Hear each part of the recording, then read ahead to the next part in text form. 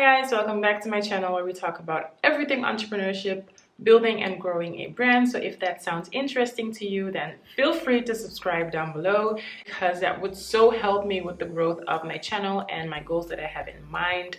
So yeah, if you like me, enjoy my content, feel free to subscribe down below.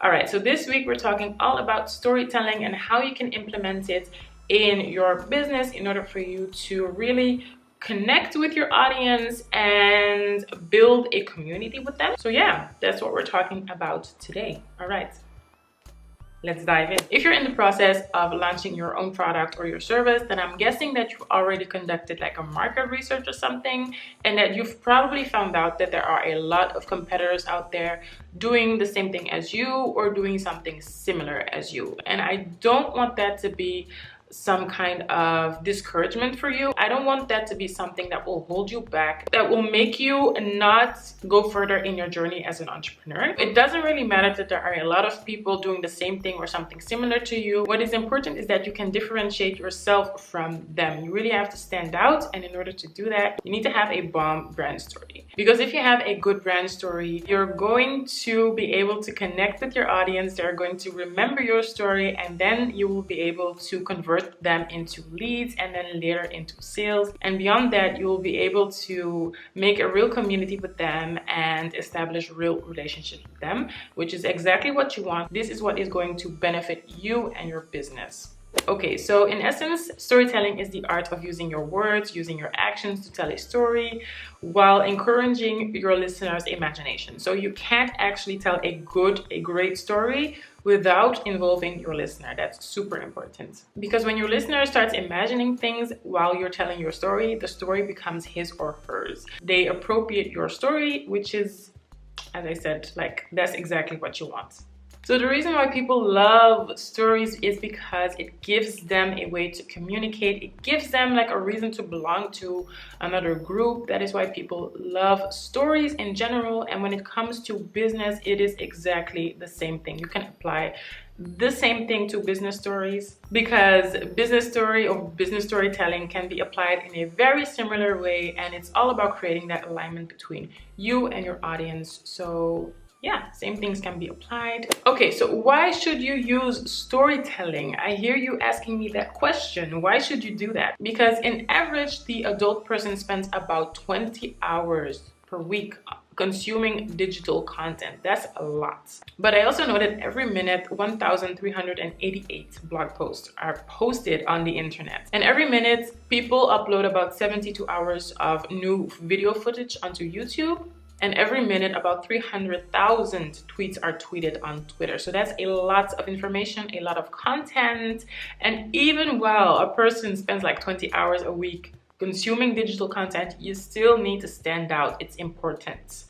That's why you need to start telling a story, start doing storytelling in your brand or in your business. Okay, so because storytelling helps with your business development, it will not only help you to get the attention of your customer, it will also help you to maintain it. A good story will give you a great competitive advantage, and it will also be one of the biggest tools that you'll be able to use in your marketing strategy in order for you to, as I said, attract those customers and really leave a good imprint on them.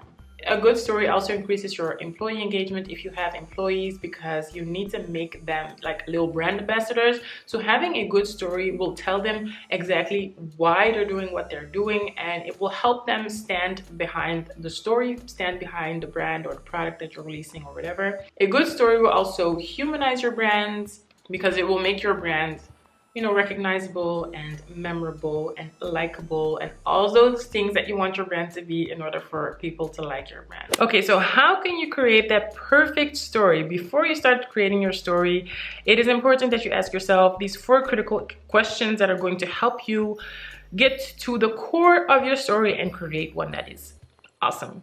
All right, so the first thing that you should really ask yourself is, what am I solving with my product or with my service? If your product or your service is not the answer to some kind of problem, I can tell you right now, you will not get a lot of customers. Because in order for someone to really buy your product or to get your service, they really need to feel like it's an answer to their problem, that it's a solution to whatever struggle that they were going through. So you really need to provide an answer or a solution and ask yourself this question: what is the problem that I am solving?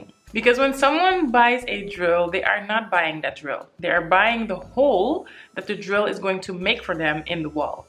And when a makeup artist is hiring someone, no, not a makeup artist. When someone is hiring a makeup artist to do their makeup on their big day, their wedding day, or whatever day it is, they are not hiring that makeup artist. They are hiring the fact, or they are buying the fact that they're going to look pretty on their big day.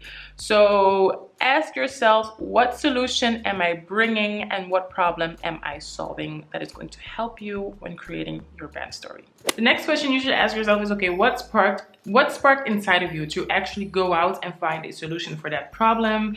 Okay, so this question is very important because you will most likely be able to incorporate it, implement it when you'll be looking for your buyer persona later on.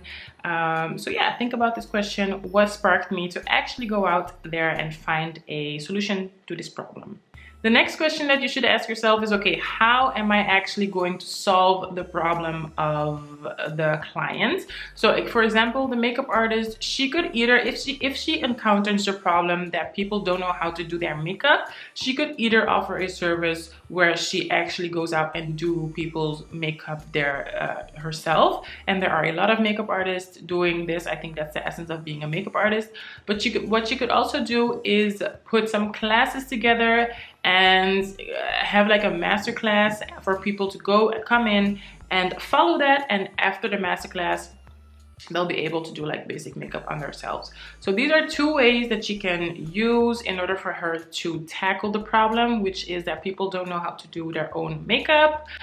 In essence, she is solving the same problem, but there are two different approaches. You can even choose like multiple ways to solve the problem in order for you to offer like a good all-round solution. Okay, so the last question that you should ask yourself is, okay, what is my mission? Why am I doing what I'm doing? And if you don't know what a mission is, it's the same one that you use to create your brand identity. If you want to know how to create a brand identity, I have a podcast on that, a podcast episode. I will link it down below. Okay, but in essence, in 2 sentences, a mission is why an organization is what it is, what it does, and what it stands for. Like very short, very brief, but that is what it is, and you should really think about your mission. Okay, so the next thing you should do after you've asked yourself those 4 questions, you need to go ahead and find your buyer persona. And your buyer persona is a semi-fictional representation of who your ideal buyer would and could be. When you're looking for your buyer persona, it's important to be very specific. You need to go into details so that you can be able to better target your ideal audience. That is exactly what you want. You don't want to be targeting some audience that is not your audience. So make sure to be very specific when making your buyer persona. You need to ask yourself, like, who is she or he as a person? Are they married? Do they have children? Where are they living? What kind of studies did they do? Like, what is their job? How old are they? These are all questions that you need to have an answer to. What are their goals when they're using your product? What are they wanting to achieve when they're using your product? What are they gaining from it, and what experience are they actually looking for? What are their pains? What are their frustrations? What are the hurdles that they're encountering when they're still in the phase that they are still deciding if they want your product or not? It's really important for you to identify these hurdles so that you can come up with ways to overcome these hurdles so that you can actually help your buyer persona or your ideal audience to get over these hurdles and to actually get to your product or service and to buy them. Also think about the ways that you can get to your buyer persona, that you can get to your ideal audience. Like, what kind of media are they consuming? Are they more on internet, or are they more consuming offline content?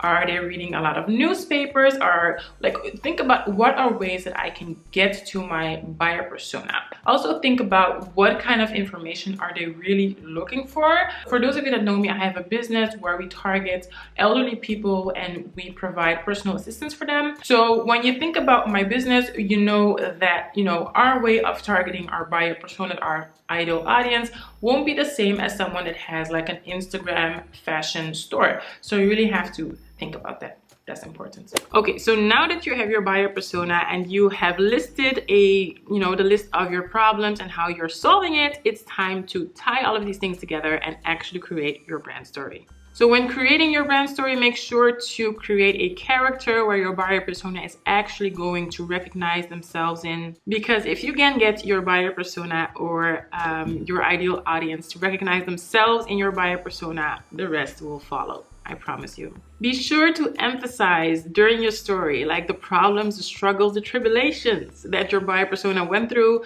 when they were having the problem, and also emphasize on the resolution, like what is the solution to your problem, and like how did your product or how did your service help your buyer persona, your ideal audience, to get over their problem.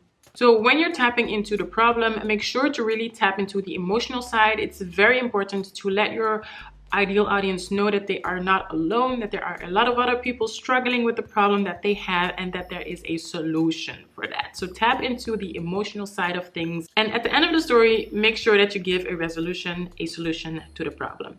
Make sure that this sounds as genuine as possible, because if it's not genuine, people will see that. They will smell it from afar, and people don't like businesses, brands that are not genuine. If you don't sound genuine, you will not be able to gain the trust of your customers, clients, ideal audience, and thus they will not purchase from you. So that's really not what you want. If you're looking for more guidance on how to create a perfect brand story, then I highly suggest that you go listen to my latest episode on my podcast show. You can listen to it on Apple Podcasts, and on Spotify. I will link it down below. Okay, so when you're actually writing your story, you need to think about these few things.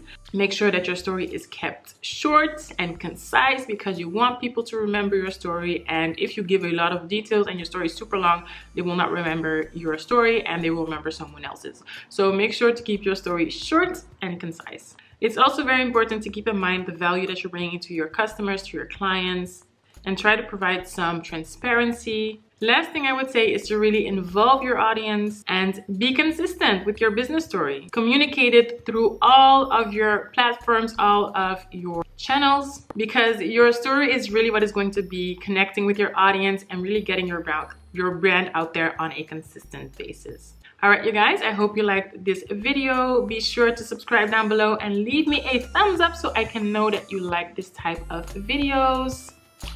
Yeah, it was fun making this one, and then I'll see you in my next one.